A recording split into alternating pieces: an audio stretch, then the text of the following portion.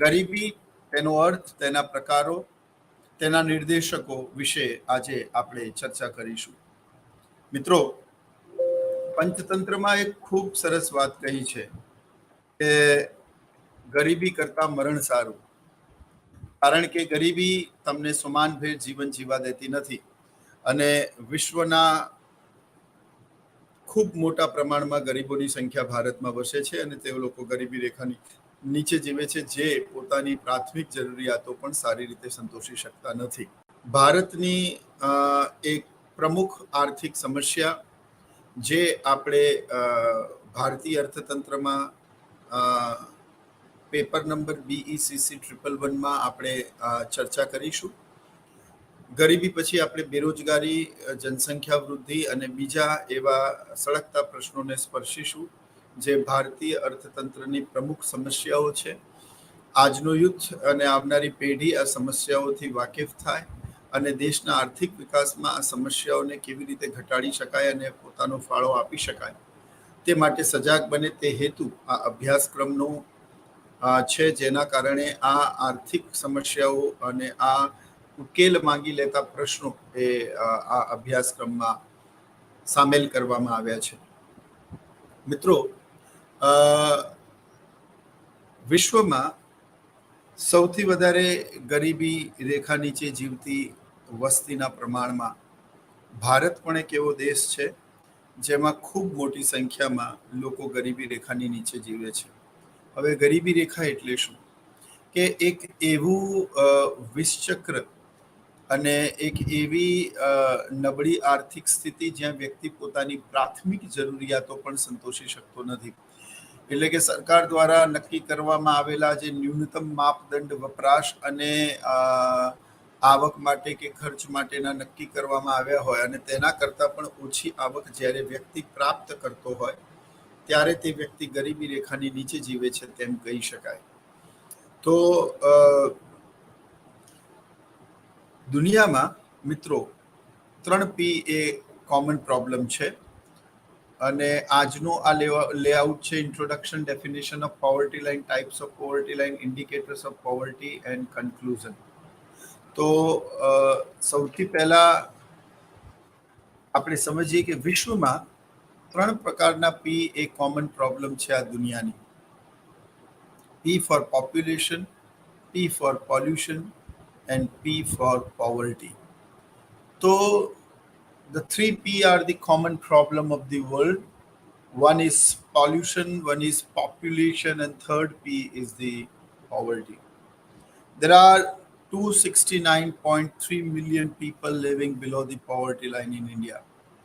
ભારતમાં 269.3 મિલિયન લોકો ગરીબી રેખાની નીચે જીવે છે.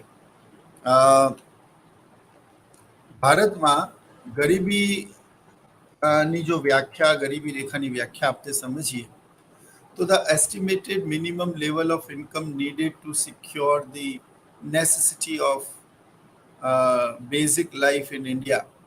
તો એક એવી અંદાજિત ન્યૂનતમ આવક, જે આવક વ્યક્તિની સરકાર દ્વારા નક્કી કરવામાં આવી હોય અને વ્યક્તિ તે આવક કરતાં પણ ઓછી આવક કમાતો હોય અને પોતાના પરિવાર કે પોતાનું જીવન ધોરણ એ ન્યૂનતમ જરૂરિયાતોના સંદર્ભમાં સંતોષી ના શકતો હોય, તો તે વ્યક્તિ ગરીબી રેખાની નીચે જીવે છે.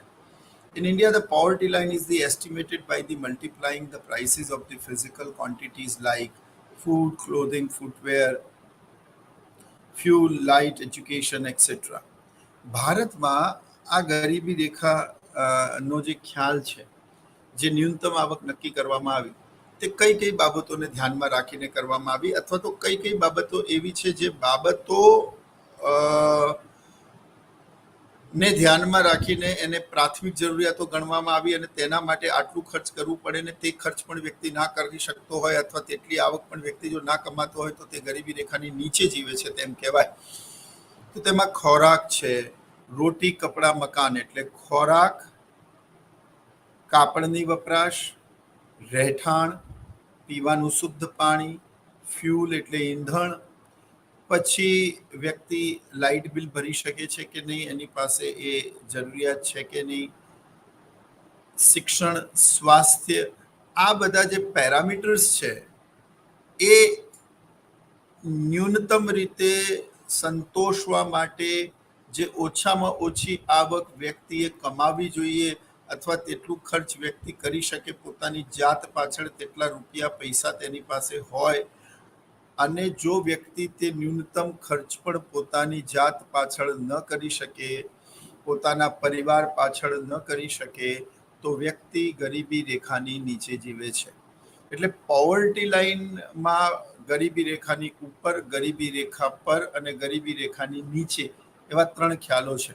માનો કે ન્યૂનતમ આવક માસિક 2500 રૂપિયા નક્કી થઈ. જે કોઈ વ્યક્તિ 2500 રૂપિયા કમાતો હોય તે ગરીબી રેખા પર છે, on the poverty line.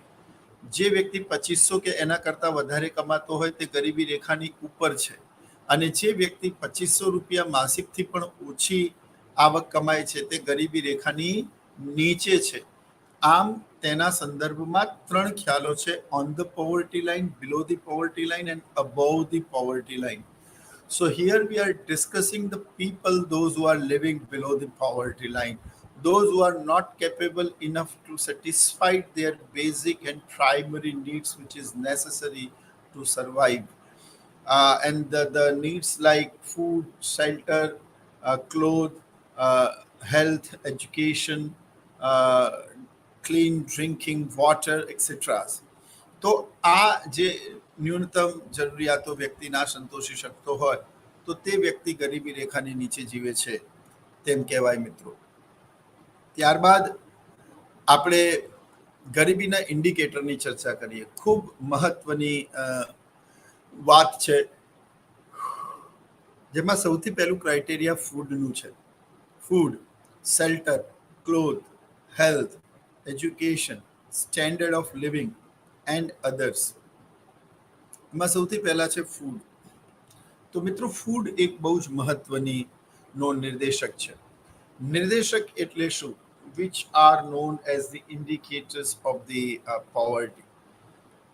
The things which are indicate that the person is poor or living below the poverty line. જે નિર્દેશ કરે અથવા જેના વતી જેના થકી આપણને એવો ખ્યાલ આવે કે આ વ્યક્તિ ગરીબ છે. તો જે રોટી, કપડા, મકાન, શિક્ષણ, સ્વાસ્થ્ય જેવી પ્રાથમિક જરૂરિયાતો ન સંતોષી શકતો હોય તો એનો મતલબ તે ગરીબી રેખાની નીચે છે. એટલે indicators of national income, indicators of poverty, એ જે વાત છે, એટલે ઇન્ડિકેટર્સનો મતલબ એવો થાય કે જે નિર્દેશ કરે, જે ઇન્ડિકેટ કરે, જે દર્શાવે, જે જણાવે. તો આપણે સૌથી પહેલા ગરીબીના નિર્દેશકો વિશેની ચર્ચા કરીશું. બહુ જ સરળ ઉદાહરણ આપું તો આપણે 2 વ્હીલર પર પસાર થતા હોઈએ કે 4 વ્હીલર, તો 2 વ્હીલર પર રાતના સમયમાં કોઈકને જમણી બાજુ વળવું હોય તો તે સાઇડ લાઇટ બતાવે છે. સાઇડ લાઇટને બીજી ભાષામાં ઇન્ડિકેટર પણ કહેવાય છે, which is blinking like this and indicate that person wants to move right hand side. જે પાછળ વાહન લઈને આવતા વ્યક્તિને ઇન્ડિકેટ કરે છે.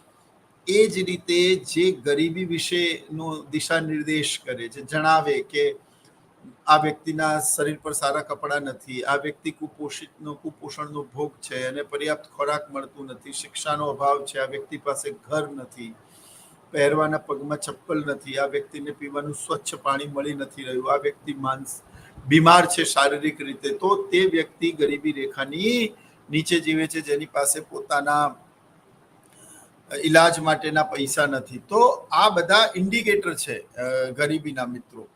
તો આપણે સૌથી પહેલા એમાં ફૂડ એટલે કે ખોરાકની વાત કરીશું. મિત્રો, ખોરાક, હવે આનો ક્રાઇટેરિયા વિવિધ નિમાયેલી કમિટી એ ભારત સરકારના સંદર્ભમાં અલગ અલગ રીતે કર્યો છે. જેમાં એક કમિટીએ એવું કહ્યું છે કે શહેરી વિસ્તારમાં અને ગ્રામ્ય વિસ્તારમાં આ ક્રાઇટેરિયા અલગ અલગ છે. ગ્રામ્ય વિસ્તારમાં તે 2400 કેલરી પ્રતિદિન અને શહેરી વિસ્તારોમાં તે 2100 કેલરી પ્રતિદિનનો રાખવામાં આવ્યો છે. હવે પ્રશ્ન એવો થાય કે ગ્રામ્ય વિસ્તારમાં પ્રતિદિન ખોરાકમાંથી મળતી કેલરીનું પ્રમાણ વધારે અને શહેરી વિસ્તારોમાં પ્રતિદિન ખોરાકમાંથી મળતી કેલરીનું પ્રમાણ ઓછું કેમ છે? તો મિત્રો, ગ્રામ્ય વિસ્તારનું જે જીવન છે એ ખૂબ અઘરું છે, એ કઠોર છે, એ હાર્ડવર્કિંગ છે. ખેતી કરવી એ સરળ નથી અને તેવા શારીરિક શ્રમ માટે તમારે વધારે ખોરાકમાંથી કેલરીની જરૂર પડતી હોય છે. એટલા માટે ગ્રામ્ય વિસ્તારોમાં રોજિંદા ખોરાકમાંથી મળતી કેલરીનું પ્રમાણ વધારે નક્કી કરવામાં આવ્યું છે, જ્યારે શહેરી વિસ્તારોમાં કેલરીનું પ્રમાણ ઓછું નક્કી કરવામાં આવ્યું છે. એનું મહત્વનું કારણ એ છે કે શહેરી વિસ્તારોમાં તમારી કમ્ફર્ટ ઝોનમાં વધારો કરનારી ઘણી બધી ટેકનોલોજીનો ઉપયોગ થાય છે. જેમ કે તમારે ઉપર જવું હોય, તમે ફ્લેટમાં રહેતા હોય ને તો તમે લિફ્ટનો ઉપયોગ કરો છો. વ્હીકલ્સમાં પણ તમે સેલ્ફ સ્ટાર્ટનો ઉપયોગ કરો છો, તમે કિક મારતા નથી. ગામડામાં દરેક જગ્યાએ તમારે ચાલતા મોટા ભાગે જવું પડે છે. ગામડેથી ઘરેથી ખેતર, ખેતરથી ઘરે ઢોર ચરાવવા જવું પડે છે, રાખવી પડે છે, ખેતી કરવી પડે છે. ગામડાઓમાં હજી પણ માનવ શ્રમ દ્વારા જ મોટા ભાગે ખેતી થતી હોય છે, જ્યારે શહેરોમાં તમારા કમ્ફર્ટ ઝોનમાં અને શ્રમ બચાવનારી ટેકનોલોજીનો ઉપયોગ સામાન્ય રીતે થતો હોય છે.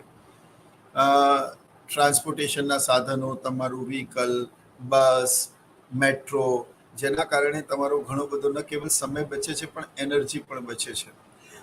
ઓનલાઈન થઈ જવાનું કારણે મોટાભાગના કામ તમારા ઓનલાઈન બિલ પે કરી દેવું, ઓનલાઈન વસ્તુઓ મંગાવી દેવી, એટલે થાય છે એવું કે આપણે બહુ ઓછો શ્રમ કરીએ છીએ. તો અહીંયા શું થાય છે કે તમારી ખોરાકમાંથી જે કેલરી મળી છે બર્ન નથી થતી, એટલે શહેરી વિસ્તારોમાં ઓછી કેલરીની આવશ્યકતા રહે છે નવા ખોરાકમાંથી. જ્યારે ગ્રામ્ય વિસ્તારોમાં તમે જ્યારે આ બધું કામ કરો છો ત્યારે તમારા શરીરની કેલરી ખૂબ મોટા પ્રમાણમાં બર્ન થાય છે, એટલે તમારે નવા ખોરાકમાંથી વધારાની કેલરીની જરૂર પડે છે. હવે જો કેલરી બંધ થાય છે એટલે ફેટ જે છે એ બંધ થાય છે, અને એટલા માટે જે ઓબેસિટીનું પ્રમાણ છે, યાની કે જો મોટાપૈકી સમસ્યા એ તમને ગ્રામ્ય વિસ્તારોમાં ઓછી જોવા મળશે, જ્યારે શહેરી વિસ્તારોમાં એ સમસ્યા વધારે છે. કારણ કે શહેરી વિસ્તારોમાં તમે મોટા ભાગે એવું કોઈ ફિઝિકલ શ્રમ કરતા નથી જેમાં તમને પરસેવો થાય, એવો કોઈ ફિઝિકલ શ્રમ તમે કરતા નથી જેમાં તમારી કેલરી મોટા ભાગે બર્ન થાય. તમે અહીંયાથી ત્યાં જવું હોય તો પણ તમે વાહન લઈને જાઓ છો, તમે લિફ્ટનો ઉપયોગ કરો છો, તમે ઓનલાઈન જ પોતાનું મોટા ભાગનું કામ કરી લો છો, તમે આખો દિવસ એસીમાં, એર કન્ડિશનમાં બેસી રહ્યો છો, એટલે જનરલી તમારી કેલરી બર્ન થતી નથી. અને જે કેલરી બર્ન ના થાય એ ફેટમાં કન્વર્ટ થાય, અને જે ફેટમાં કન્વર્ટ થાય એ ઓબેસિટીમાં કન્વર્ટ થાય. એટલે જે પ્રોબ્લેમ્સ શહેરોમાં છે, ગામડાઓમાં એટલા જોવા નથી મળતા, કારણ કે આપણે જે ખોરાક ખાઈએ છીએ એનું બર્ન થવું બહુ જરૂરી છે. એટલે મોટાભાગના લોકો શારીરિક શ્રમ કરતા હોય છે, અને શારીરિક શ્રમથી જોડાયેલા હોવાના કારણે એ લોકોની કેલરી રોજિંદા ખોરાકમાંથી બંધ થઈ જાય છે.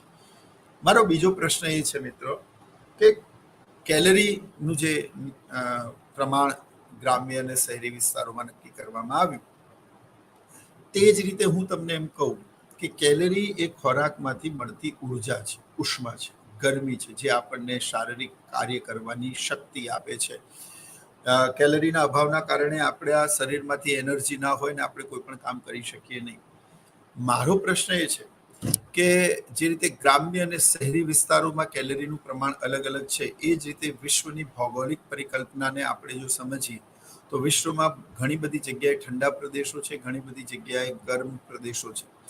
તો જે ઠંડા પ્રદેશો છે મિત્રો, ત્યાં કેલરીનું પ્રમાણ વધારે જોઈએ કે ગરમ પ્રદેશોમાં કેલરીનું પ્રમાણ વધારે જોઈએ?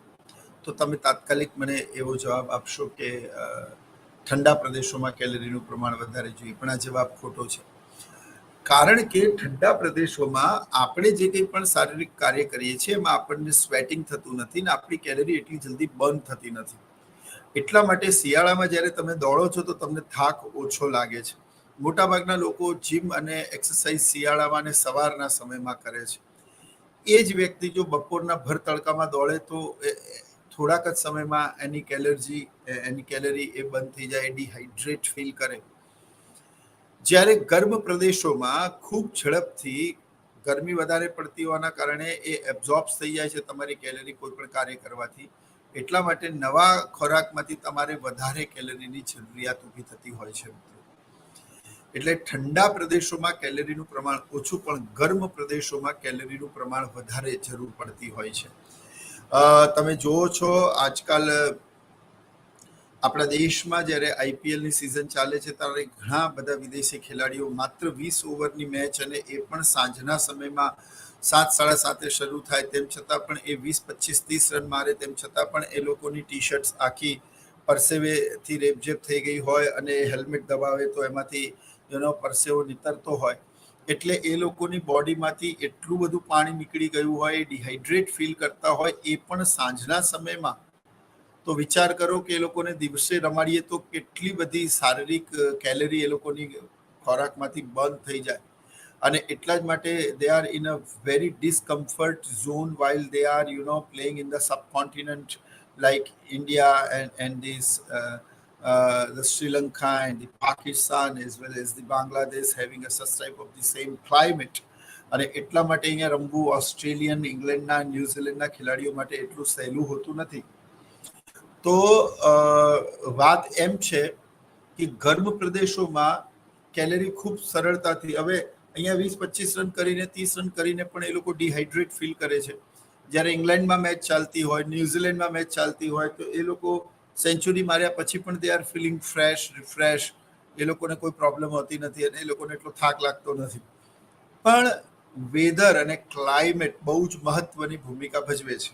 અને એટલા જ માટે જે રીતે ગ્રામ્ય અને શહેરી માટે, કારણ કે જીવનશૈલી અલગ અલગ છે અને એટલા માટે બંને જગ્યાએ કેલરીનું પ્રમાણ અલગ અલગ છે, એ જ રીતે વિશ્વમાં કેલરીની રિક્વાયરમેન્ટ ઠંડા પ્રદેશો અને ગરમ પ્રદેશોમાં પણ અલગ અલગ છે. તો જે પહેલું માપદંડ નક્કી કરવામાં આવ્યું એમાં ગ્રામ્ય વિસ્તારોમાં 2400 કેલરી પ્રતિદિન ખોરાકમાંથી ઓછી કેલરી જો કોઈ વ્યક્તિ પ્રાપ્ત કરતો હોય તો તે ગરીબી રેખાની નીચે જીવે છે. અને શહેરી વિસ્તારોમાં 2100 કેલરી પ્રતિદિન ખોરાકમાંથી જે વ્યક્તિ ન મેળવી શકતો હોય તે ગરીબી રેખાની નીચે જીવે છે. અથવા તો બીજી ભાષામાં કહી શકાય કે ગ્રામ્ય વિસ્તારમાં 2400 કેલરી મેળવવા માટે જે ન્યૂનતમ ખર્ચ કરવું જોઈએ તેટલું પણ વ્યક્તિ ન કરી શકે, અથવા તેટલી પણ આવક વ્યક્તિ ન કમાવી શકે, તે ગરીબી રેખાની નીચે છે. અને શહેરી વિસ્તારમાં 2100 કેલરી માટે જેટલું ન્યૂનતમ ખર્ચ કરવું પડે કે જેટલી ઓછામાં ઓછી આવક પ્રાપ્ત કરવી પડે તેટલી પણ વ્યક્તિ ના કરી શકતો હોય તો તે ગરીબી રેખાની નીચે જીવે છે તેમ કહેવાય. તો જે પહેલું માપદંડ છે તે ફૂડ છે. બીજું છે શેલ્ટર. શેલ્ટર એટલે કે રહેઠાણ. મિત્રો, આ દુનિયાનો સૌથી સુંદર ખૂણો તે આપણું ઘર છે. અને આ ઘર આદર્શ કઈ રીતે હોઈ શકે? આપણા ગરીબીના નિર્દેશકના સંદર્ભમાં જોઈએ તો ડસ્ટલેસ વોલ હોવી જોઈએ, હવા ઉજાસની સુવિધા હોવી જોઈએ, લિવિંગ એરિયા અને કિચન એરિયા, બેઠક વ્યવસ્થા, સુવાના શયનખંડ અને જમવાનું બનાવવાની વ્યવસ્થા અલગ હોવી જોઈએ, પીવાનું સ્વચ્છ પાણી અવેલેબલ હોવું જોઈએ, ગંદકી ના હોવી જોઈએ. આ જે ક્રાઇટેરિયા જે આવાસમાં હોય, જે ગીચતા હોય તે ઓછી હોવી જોઈએ. દરેક વ્યક્તિને પોતાનો સ્પેસ મળી શકે એટલી જગ્યા ઘરમાં હોય તો તે આદર્શ ઘર રહેવા લાયક માટે કહી શકાય અર્થશાસ્ત્રના સંદર્ભમાં. હવે આપણા દેશમાં જે વ્યક્તિઓ ગરીબી રેખાની નીચે જીવે છે તે લોકો સ્લમ્સ એરિયામાં, ઝૂંપડપટ્ટીમાં, ઉલ્લાસનગર આપણે જોઈ લઈએ, આપણે જે ઝૂંપડપટ્ટી એરિયા છે ત્યાં એક બાજુ નાળું વહેતું હોય, મચ્છરો હોય, અનહાઇજેનિક સિચ્યુએશન્સ હોય, જમવાનું જ્યાં બનતું હોય ત્યાં જ એક ચારે તરફ તાડપત્રી બાંધીને ત્યાં નહાતા હોય, ત્યાંથી નાળું વહેતું હોય, ત્યાં જ બેસીને લોકો જમતા હોય, શયનખંડ અને બેઠક વ્યવસ્થા અલગ અલગ ના હોય, ગંદકી હોય ત્યાં.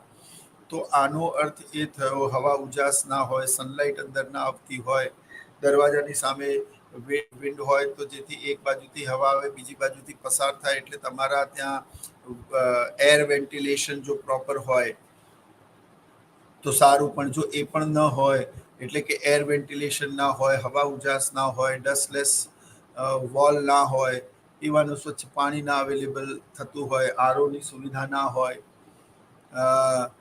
શયનખંડ અને જમવાની બનાવવાની વ્યવસ્થા, રસોઈ ઘર અલગ ના હોય, તો પછી એનો મતલબ એ કે તમે આ ઝુંપડપટ્ટીમાં રહો છો, મીન્સ તમે ગરીબી રેખાની નીચે જીવો છો. એટલે રહેઠાણમાં પણ આપણા દેશમાં લગભગ કરોડો લોકો એવા છે મિત્રો, જે લોકો પાસે પોતાના રહેવા માટેનું મકાન નથી. અને મકાનનો અર્થ એવો થાય કે એ વ્યક્તિને બધા જ સિઝનમાં પ્રોટેક્શન મળે. વરસાદમાં છત ના ટપકતી હોય, શિયાળામાં એને એ ઘર હૂંફાળું લાગતું હોય, અન્ય સિઝનમાં તડકામાં પણ અને ગરમીમાં પણ એને પ્રોટેક્શન મળતું હોય, જ્યાં એ પોતાના પરિવાર સાથે રહી શકતો હોય અને પોતાને સુરક્ષિત મહેસૂસ કરતો હોય, તેનું સ્વાસ્થ્ય ત્યાં સચવાતું હોય, અને દરેક વ્યક્તિને રહેવા માટેનો પર્સનલ સ્પેસ મળતો હોય, રસોઈ ઘર અલગ હોય, શયનખંડ અલગ હોય, બેઠક વ્યવસ્થા અલગ હોય, સ્વચ્છતા હોય, ડસ્ટલેસ વોલ હોય, પીવાના સ્વચ્છ પાણીની સુવિધા હોય, શૌચાલય ની એક અલગ વ્યવસ્થા હોય, તો એનો અર્થ એ થયો કે તે વ્યક્તિ ગરીબી રેખાની ઉપર છે. અને જો તેમ ન હોય તો પછી વ્યક્તિ ગરીબી રેખાની નીચે જીવે છે. એટલે એ પણ બહુ જ મહત્વનું છે મિત્રો, કે વ્યક્તિ જે છે તે ગરીબી રેખાની ઉપર જીવે છે કે ગરીબી રેખાની નીચે જીવે છે, તેનો આધાર પણ રહેઠાણ એ નક્કી કરતું હોય છે. ત્રીજું છે ક્લોથ.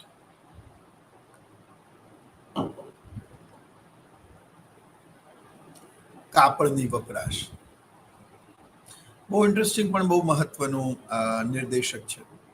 જે સ્ત્રી 22 થી 24 મીટર કરતા ઓછું કાપડ અને જે પુરુષો 12 થી 15 મીટર કરતા ઓછું કાપડ વાપરે છે, તે વ્યક્તિઓ ગરીબી રેખા નીચે જીવે છે.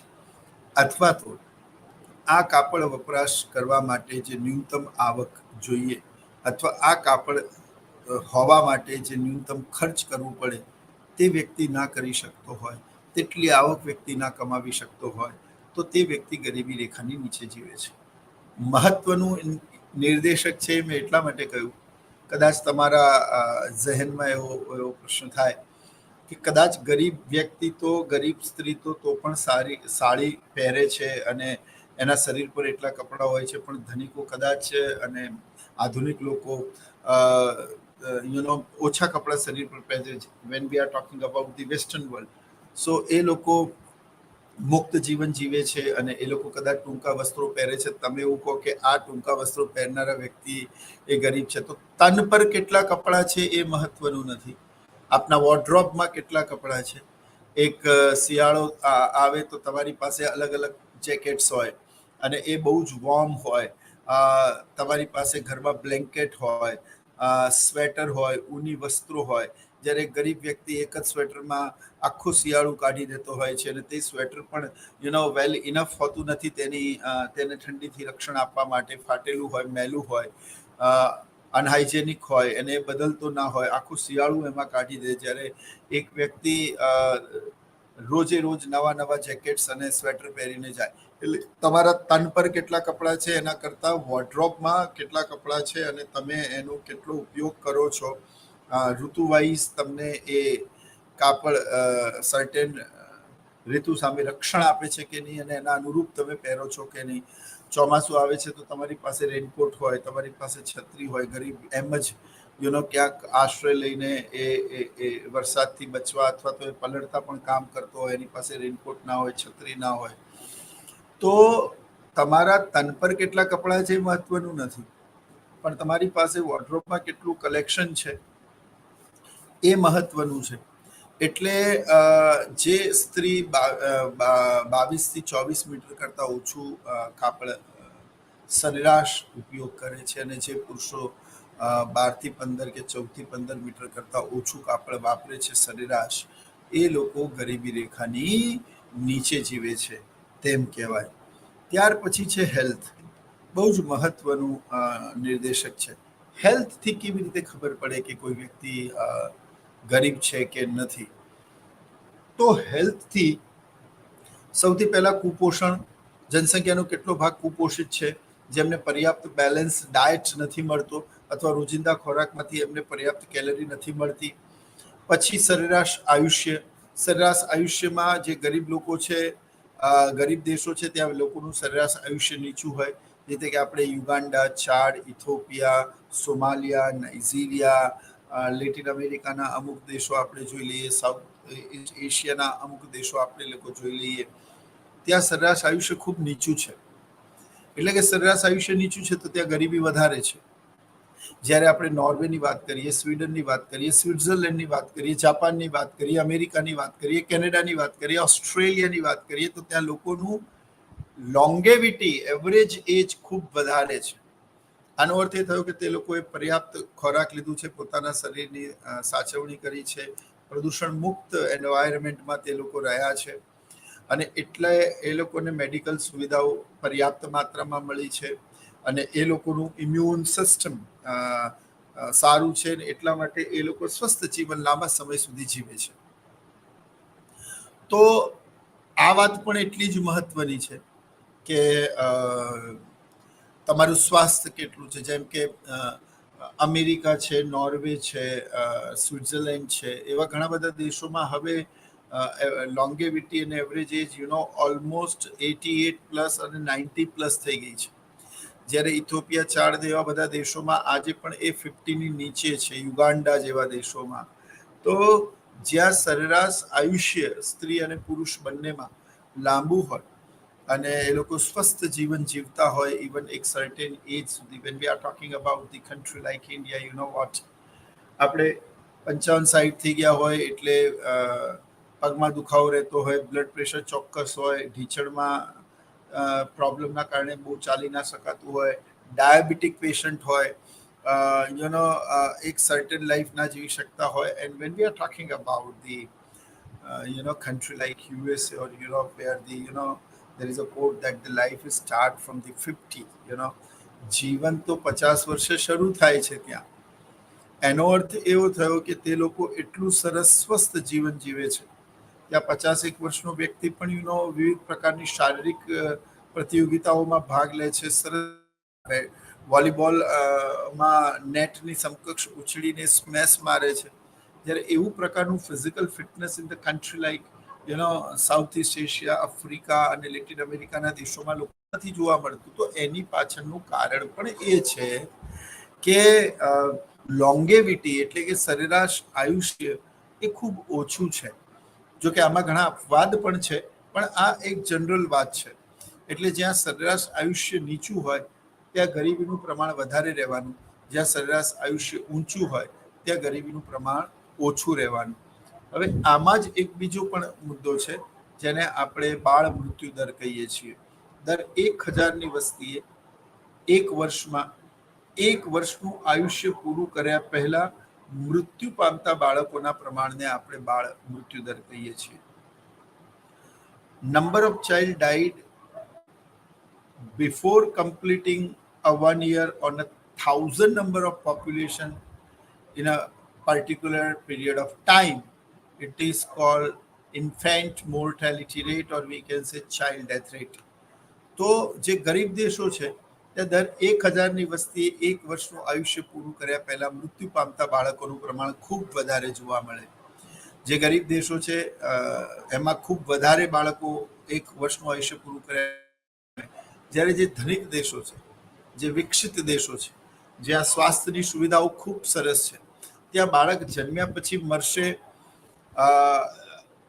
મેડિકલ સુવિધાઓના અભાવના કારણે અથવા તો માતાને પ્રોપર ડાયટ ન મળ્યો અને કુપોષણના કારણે એવું રેર બનશે. હવે એની પણ પાછી વસ્તી ઉપર કેવી અસર પડે કે જ્યારે બાળ મૃત્યુ દર ખૂબ વધારે હોય અને ખૂબ મોટી સંખ્યામાં તમારી આસપાસના લોકોમાં, સમાજમાં, ઘરોમાં તમે જોતા હોય કે 1 વર્ષનું આયુષ્ય પૂરું કર્યા પહેલા મોટાભાગના બાળકોની મૃત્યુ થઈ જતી હોય, તો રિસ્ક ફેક્ટરને કવર કરવા માટે આવા ગરીબ દેશોમાં, અલ્પવિકસિત દેશોમાં લોકો પોતાના બાળકોનું પ્રમાણ વધારે રાખે, અને એમાં થાય એવું કે બાળકોનું પ્રમાણ વધારે એ લોકો રાખે, પણ બને એવું કે એમાંથી એક પણ ન મરે અને બધા જીવી જાય, તો જન્મદર વધી જાય, એટલે કે વસ્તી વધારો થાય. જ્યારે ધનિક દેશોમાં આકસ્મિક બાબતોને છોડી દઈએ તો મેડિકલ સુવિધાના અભાવના કારણે આ રીતે એક વર્ષનું આયુષ્ય પૂરું કર્યા પહેલા મૃત્યુ પામતા બાળકોનું પ્રમાણ ઓસ્ટ્રેલિયા, કેનેડા જેવા દેશોમાં તો 5 કરતા પણ ઓછું છે, 3 કરતા પણ ઓછું છે. જ્યારે આવા જ બાળકોની સંખ્યા 1000ની વસ્તીએ મૃત્યુ પામતા બાળકોમાં ઇથોપિયા 4, ઇન્ડોનેશિયામાં 300, 350 કરતા વધારે છે. તો તમે જુઓ કેટલો વાસ્ટ ડિફરન્સ છે. એટલે ધનિક અને વિકસિત દેશોમાં એ લોકોને ખબર જ છે કે અમારું બાળક જન્મ્યા પછી જીવશે, and we need a one child, તો એ લોકો પરમાનન્ટ પ્રિકોશનના સાધનો અપનાવે અને એટલા માટે વસ્તી ઓછી હોય. અને અહીંયા ગરીબ દેશોમાં એવું વિચારે કે એક પુત્ર છે, એક પુત્રી છે, અને એમાં પણ intensity or desire for the male child, તો કે મેલ ચાઇલ્ડને કંઈ થઈ ગયું તો આપણે એક બાળક મેલ ચાઇલ્ડ વધારે રાખીએ, they are trying another child, અને હવે દીકરી થાય, અગેન દે આર ટ્રાઈંગ, હવે દીકરો થાય. હવે એ લોકોને જોઈતા હતા 2, થઈ ગયા 4. હવે બને એવું કે 4માંથી કોઈ મરે નહીં, 4 જીવી જાય, તો પછી જન્મદર શું થઈ જાય? વધી જાય. એટલે આ જે ઇન્ફેન્ટ મોર્ટાલિટી રેટ છે એ પણ હેલ્થમાં ગરીબી નિર્દેશક તરીકે ઉપયોગ લેવાય છે. જ્યાં બાળ મૃત્યુ દર ઊંચો હોય, દર 1000ની વસ્તીએ, ત્યાં ગરીબીનું પ્રમાણ પણ ઊંચું રહેવાનું. જ્યાં બાળ મૃત્યુ દર નીચો હશે ત્યાં ગરીબીનું પ્રમાણ નીચું રહેવાનું.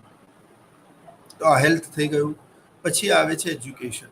મિત્રો, હા, 9મી પંચવર્ષીય યોજના સુધી ભારતમાં ગરીબીના નિર્દેશક તરીકે મહત્વના 3 જ નિર્દેશક હતા: રોટી, કપડાં અને મકાન. પણ એમાં શિક્ષા અને સ્વાસ્થ્ય 9મી યોજના પછી નાવ દુનિયાને એવું સમજાયું કે they are equivalent important, just like food, shelter and cloth. એટલે શિક્ષા અને સ્વાસ્થ્ય પણ એટલું જ મહત્વનું છે. અને એટલા જ માટે 9મી પંચવર્ષીય યોજના પછી શિક્ષણ અને સ્વાસ્થ્યને પણ બહુ જ મહત્વના પેરામીટર તરીકે ગરીબીના સામેલ કરવામાં આવ્યું. ને એવું માત્ર ભારતમાં નહીં, વિશ્વના ઘણા બધા દેશોમાં આવું થયું. મિત્રો, તો યુ નો વોટ કે આ જે શિક્ષણ છે એમાં ખાસ કરીને સ્ત્રી શિક્ષણનું પ્રમાણ, એવા બાળકો જે ભણતર છોડી દે છે, એટલે ડ્રોપ આઉટ રેશિયો કેટલો છે. પ્રાથમિક શિક્ષણ, માધ્યમિક શિક્ષણ, ઉચ્ચતર શિક્ષણ લેનારા કેટલા લોકો છે, સ્પેશિયલાઇઝેશન કરનારા કેટલા લોકો છે, ગ્રામ્ય વિસ્તારોમાં શિક્ષણનું પ્રમાણ શું છે, શહેરી વિસ્તારોમાં કેટલું છે, સ્ત્રી શિક્ષણ કેટલું છે, ફિમેલ લિટરસી રેટ, મેલ લિટરસી રેટ. તો જેમ જેમ શિક્ષણ વધારે હોય તેમ ગરીબીનું પ્રમાણ કેમ ઓછું હોવાનું? કારણ કે વ્યક્તિ જો ભણશે તો એ પ્રોપર સ્કિલ બેઝડ નોકરી મેળવી શકશે, અને વંશ જો એને રોજગાર મળશે તો તે પોતાનું જીવન ધોરણ ગરીબી રેખાની ઉપર રાખશે. એ બટ ઓબ્વિયસ વાત છે. એટલે અહીંયા સાક્ષરતા એટલે કે શિક્ષણ પણ ગરીબીના નિર્દેશક તરીકે એટલે મહત્વનું છે કે વિશ્વના તે દેશોમાં જ્યાં શિક્ષણનું પ્રમાણ ખૂબ વધારે છે ત્યાં ગરીબી ઓછી છે. કારણ કે જ્યાં શિક્ષણ મેળવ્યું છે ત્યાં વ્યક્તિને કોઈ પણ પ્રકારનું કામ તો મળશે, કદાચ શરૂઆતમાં ઉતરતી કક્ષાનું પણ કામ મળશે, but he is enough capable to do the certain work and he can create its own supply, fine, its own demand. અને એના કારણે એ પોતે પોતાનો પુરવઠો પૂરો પાડી શકે છે અને પોતાની માંગ પણ એ ઉત્પન્ન કરી શકે છે કે ભાઈ હું આ કામ કરી શકું છું, માટે મને રોજગાર મળે. નહીંતર સ્વરોજગારની કોઈક સ્કીમમાં પણ સરકારથી લાભ લઈને પોતાનો રોજગાર શરૂ કરી શકે છે. એટલે ન કેવલ એ પોતાને રોજગાર આપે છે પણ એની અંદર એ બીજા લોકોને પણ રોજગાર આપે છે. જનરલી શિક્ષિત વ્યક્તિ શું છે, એ લાંબા ગાળા સુધી બેરોજગાર રહેતો નથી. અને એટલા માટે યુ નો વોટ કે વ્યક્તિને કે જ્યાં દુનિયાના દેશોમાં શિક્ષણનું પ્રમાણ ઊંચું છે, વધારે છે, ત્યાં ગરીબી ઓછી છે, અને જ્યાં શિક્ષણનું પ્રમાણ નીચું છે ત્યાં ગરીબીનું પ્રમાણ વધારે છે, એટલે કે શિક્ષા અને ગરીબી વચ્ચે વ્યસ્ત સંબંધ છે. હવે એ જો તમે યુરોપના દેશો જુઓ, ઓસ્ટ્રેલિયા જુઓ, ન્યુયોર્ક જુઓ, નોર્વે જુઓ, તો આ બધા દેશોમાં જો તમે શિક્ષણનું જાપાનમાં કેટલું બધું પ્રમાણ વધારે, અને શિક્ષણ વધારે છે માટે તે દેશોની રાષ્ટ્રીય અને માથાદીઠ આવક પણ વધારે છે. હવે તમે જેટલા પણ વિશ્વના ગરીબ દેશો છે, જેમાં લેટિન અમેરિકાના દેશો, આફ્રિકાના દેશો, સાઉથ ઇસ્ટ એશિયાના દેશો, મોટા ભાગના દેશો જે ગરીબ છે ત્યાં શિક્ષણનું પ્રમાણ પણ ઓછું છે. એટલે ગરીબી અને શિક્ષા ક્યાંક ને ક્યાંક ઇન્ટર રિલેટેડ તો છે જ. હવે આપણે જો ભારતની વાત કરીએ તો ભારતના એવા રાજ્યો કે જ્યાં શિક્ષણનું પ્રમાણ વધારે છે, કેરલા, ગોવા, તો તમે ત્યાં આ બધા રાજ્યોમાં તમે જો જ્યાં શિક્ષણનું પ્રમાણ વધારે છે ત્યાં ગરીબી ઓછી છે. અને જ્યાં શિક્ષણનું પ્રમાણ ઓછું છે, ઉત્તર પ્રદેશ, બિહાર, છત્તીસગઢ, ઝારખંડ, નોર્થ ઇસ્ટ, ત્યાં ગરીબી વધારે છે. કેમ ગરીબી વધારે છે? કારણ કે ત્યાં શિક્ષણ નથી. શિક્ષણ ના હોવાના કારણે વ્યક્તિની અંદર કોઈ વિશિષ્ટ પ્રકારની સ્કિલ કે લાયકાત નથી હોતી, અને વિશિષ્ટ પ્રકારની સ્કિલ અને લાયકાત નથી હોતી માટે એ બેરોજગાર રહે છે. અને ઘણી વખત રોજગાર મેળવે છે તો પણ તે એટલું નથી હોતો કે તે પોતાની પ્રાથમિક જરૂરિયાતોને સારી રીતે સંતોષી શકે, એટલે ગરીબી રેખાની નીચે આવે છે. એટલે શિક્ષા અને સ્વાસ્થ્ય પણ વ્યક્તિના આદર્શ જીવન માટે એટલા જ જરૂરી છે જેટલા રોટી, કપડાં અને મકાન છે. એટલે 9મી યોજનામાં શિક્ષા અને સ્વાસ્થ્યને પણ ગરીબીના નિર્દેશક તરીકે મિત્રો સામેલ કરવામાં આવ્યું. ત્યારબાદ આપણે જોઈએ કે સ્ટેન્ડર્ડ ઓફ લિવિંગ. હવે સ્ટેન્ડર્ડ ઓફ લિવિંગ એટલે જીવન ધોરણમાં ઘણી બધી બાબતો આવે. તમે પ્રતિદિન કેટલા મિલ કેલરી પ્રાપ્ત કરો છો, પીવાનું સ્વચ્છ પાણી છે કે નહીં, ફ્યુલ એટલે કે ઈંધણની વપરાશ કેટલી છે, ઇલેક્ટ્રિસિટીનું કન્ઝમ્પશન કેટલું તમે કરો છો. આ સિવાય તમારી પાસે ગુણવત્તાસભર ચીજ વસ્તુઓનો તમે ઉપયોગ કરો છો કે નહીં કરતા, તમારી પાસે મેડિક્લેમ છે કે નથી, તમારી આવકમાંથી તમે કેટલી બચત કરો છો, તમારી આવક શું તમે બધી જ ખર્ચી નાખો છો, તમે સ્વચ્છ, નીટ એન્ડ ક્લીન કપડાં પહેરો છો કે નહીં, વાતાવરણ સામે રક્ષણ મેળવવા માટે તમારી પાસે પર્યાપ્ત સુવિધાઓ છે કે નહીં, તમારું સ્ટેન્ડર્ડ ઓફ લિવિંગ કેવું છે, તમારી પાસે રોજિંદા જીવનમાં જરૂરી તમામ પ્રકારની ચીજ વસ્તુ અને સેવાઓની તમારી વપરાશ કેટલી છે, ઇલેક્ટ્રોનિક કેટલા ગેજેટ્સનો તમે ઉપયોગ કરો છો. આ તમામ બાબતો એ વ્યક્તિના જીવન ધોરણને નક્કી કરે છે. અને જેનું જીવન ધોરણ ઊંચું હોય ત્યાં ગરીબી નીચી હોય, જે જીવન ધોરણ નીચું હોય ત્યાં ઓબ્વિયસલી ગરીબીનું પ્રમાણ વધારે રહેવાનું. તો આ બધા છે ને એ ગરીબીના નિર્દેશકો છે, ઇન્ડિકેટર્સ છે. ત્યારબાદ આપણે ગરીબીના પ્રકારોની જો ચર્ચા કરીએ તો એમાં 2 પ્રકારના ગરીબીના પ્રકારો છે મિત્રો. એક છે સાપેક્ષ ગરીબી અને એક છે નિરપેક્ષ ગરીબી.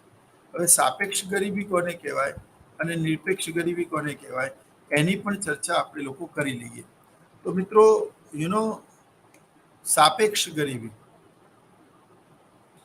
એક વ્યક્તિની તુલનામાં બીજા વ્યક્તિ પાસે આવક અને સંસાધનો ઓછા હોય તેને સાપેક્ષ ગરીબી, ઇંગ્લિશમાં તેને રિલેટિવ પોવર્ટી કહેવાય. આપણે ઇન્ડિકેટરની ચર્ચા કરીએ તો આપણે ટાઈપ્સ પણ ભણી લઈએ.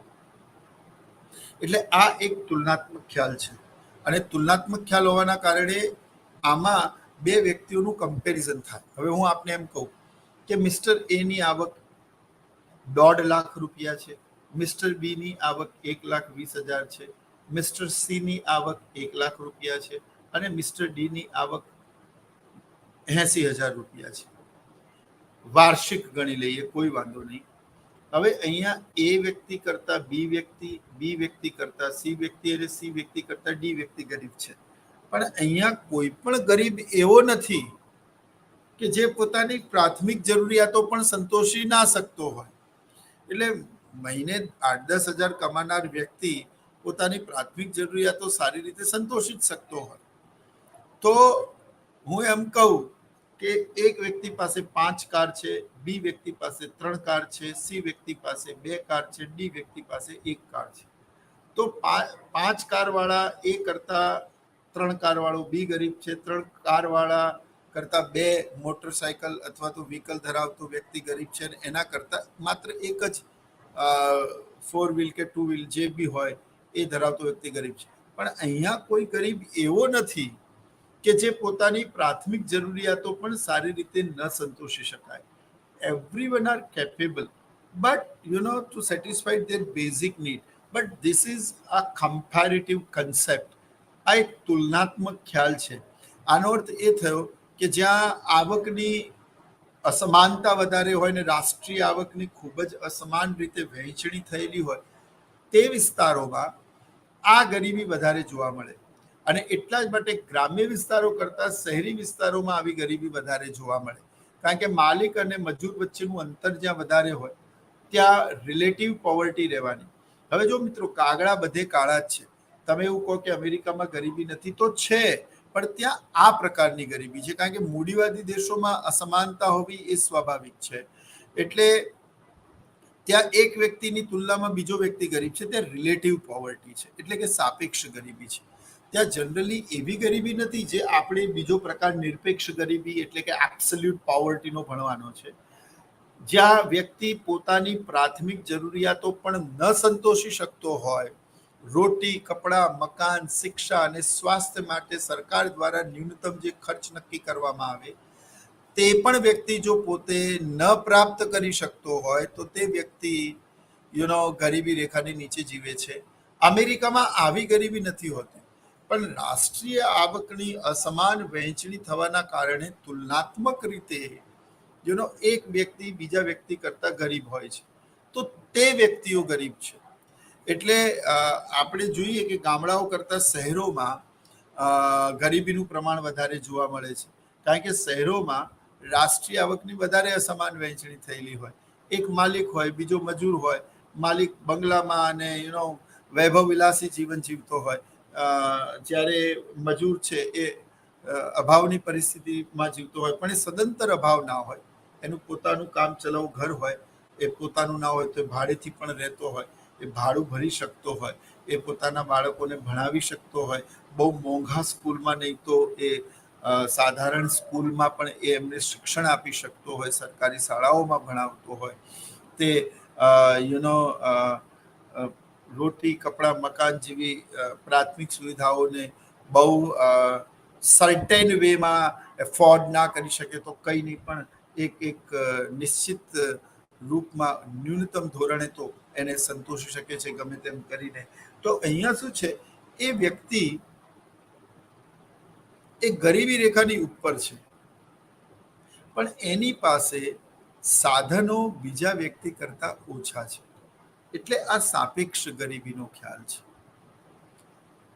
જ્યાં દુનિયામાં મૂડીવાદી દેશો છે અને જ્યાં રાષ્ટ્રીય આવકની વહેંચણી when we are talking about on the factor basis where land gets rent, labor gets wages, capital get interest and entrepreneur gets profit. So these all factors of production, they are trying to get a maximum from the national income. And we all know that the entrepreneur or the producer or the traders or the manufacturer always gets a maximum reward from the national income. એટલે કે જે ઉત્પાદક વર્ગ છે, જે વેપારી છે, જે ઉદ્યોગપતિ છે, એ વધારે આવકનો હિસ્સો પ્રાપ્ત કરે છે. અને એટલા માટે માલિક અને મજૂર વચ્ચેનું અંતર વધારે હોય છે. અને આવી જ પ્રકારની વ્યવસ્થાને કાર્લ માર્ક્સે ચેલેન્જ કરેલી પોતાના પુસ્તક દાસ કેપિટલમાં. અને તેમણે એવું કહેલું કે આ જ રીતે જો મૂડીપતિઓ બહુ જ વધારે પડતો હિસ્સો મેળવતા રહ્યા અને પ્રાપ્ત કરતા રહ્યા તો એક સમય એવો પણ આવશે કે આ સમગ્ર વ્યવસ્થાને જે શ્રમિકો છે એ ઉથલાવી પાડશે, લોહિયાળ ક્રાંતિ થશે અને મૂડીવાદનો અંત થશે. પણ જે દેશોમાં આવી વ્યવસ્થા છે તે દેશોમાં રિલેટિવ પોવર્ટી એટલે કે સાપેક્ષ ગરીબી વધારે જોવા મળે છે. ફરી એકવાર આપણે જ્યારે ગરીબીના ખ્યાલોનો વાત કરીએ, આપણે when we are talking about the concept of poverty, when we are talking about the nature of poverty, when we are talking about the types of poverty, when we are talking about the classification of poverty, so there are two concepts, there are two types, there are two classifications: relative poverty and absolute poverty. Absolute poverty, it's a real picture of the poverty. where the person is not even able to satisfy his or her basic needs. Fine. જે પોતાની પ્રાથમિક જરૂરિયાતો પણ સારી રીતે ના સંતોષી શકતો, તો તે નિરપેક્ષ એટલે કે એબ્સોલ્યુટ પોવર્ટીમાં એટલે કે ગરીબી રેખાની નીચે જીવે છે. ભારતમાં મોટા ભાગે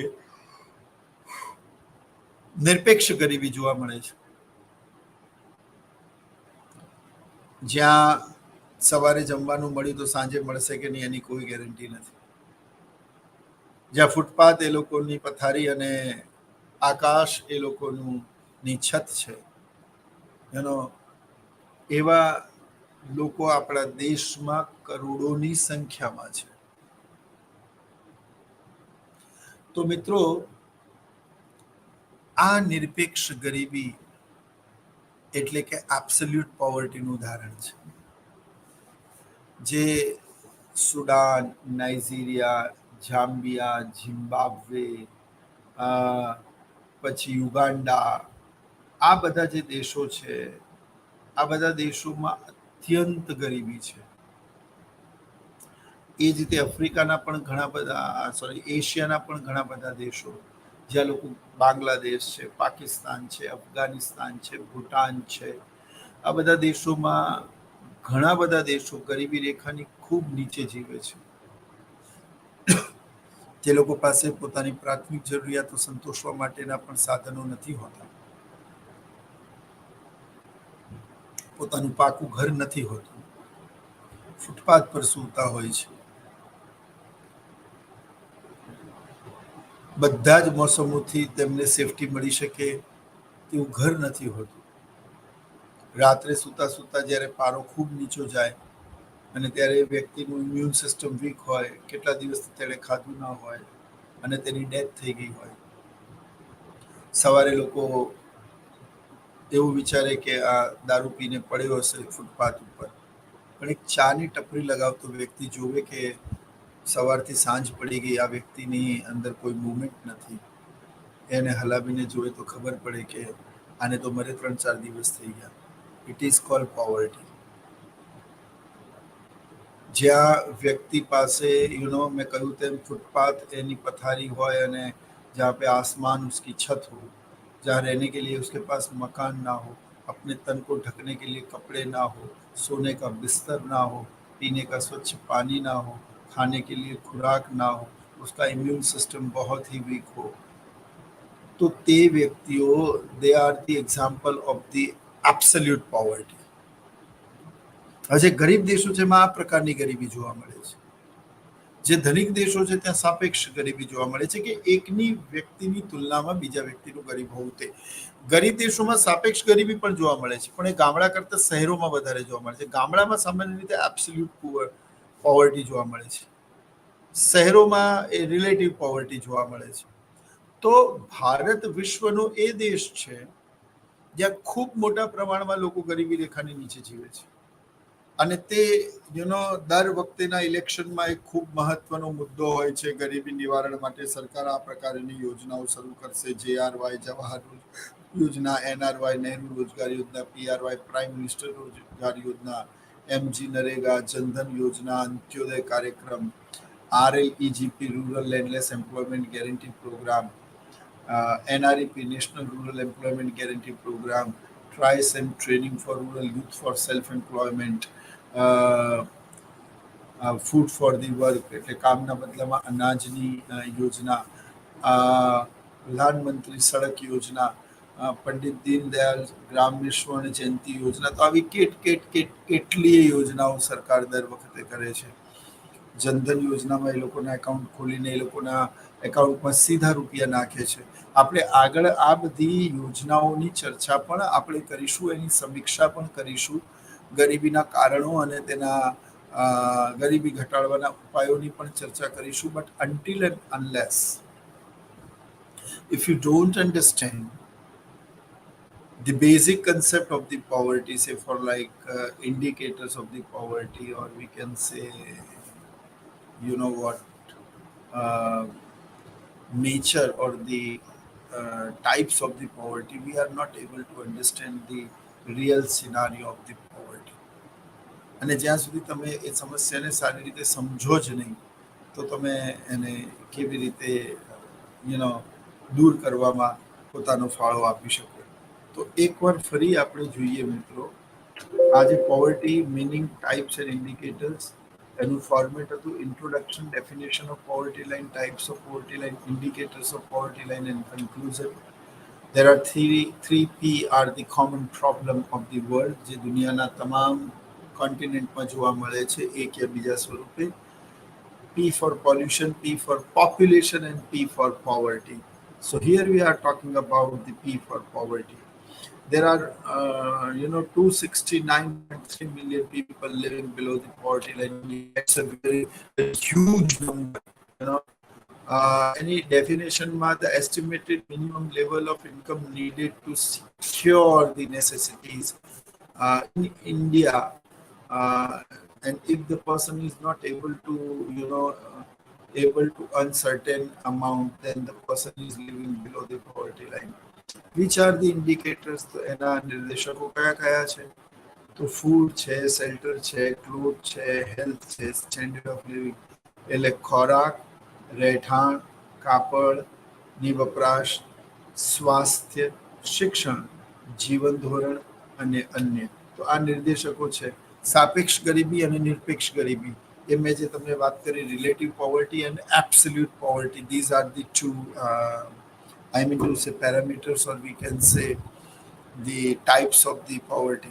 તો આ ગરીબીનો જે પ્રાથમિક ખ્યાલ આપણે સમજ્યા મિત્રો એ હતો. I hope you all are enjoying the lecture. આજના આપણા લેક્ચરમાં આપણે ગરીબીની વિભાવના, એની સંકલ્પનાને સમજ્યા, એના અર્થને સમજ્યા, એની વિભાવનાને સમજ્યા, એના ગરીબી રેખાના ખ્યાલને સમજ્યા આપણે. તે પછી આપણે ગરીબીના નિર્દેશકો પણ ભણ્યા.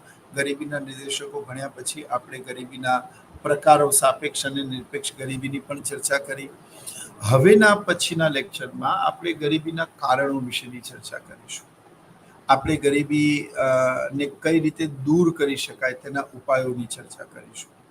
એટલે આ પૂરું થાય પછી આપણે બેરોજગારીની વાત કરીશું. આપણે ત્રીજી જે ભારતીય અર્થતંત્રની પ્રમુખ સમસ્યા વસ્તી વધારો છે, જેમાં આજે આપણે વિશ્વમાં સૌથી વધારે છે, નંબર ઓફ પીપલમાં થઈ ગયા છીએ, જે WHO રિપોર્ટ હમણાં આપ્યો તે અનુસંધાનમાં એની ચર્ચા કરીશું.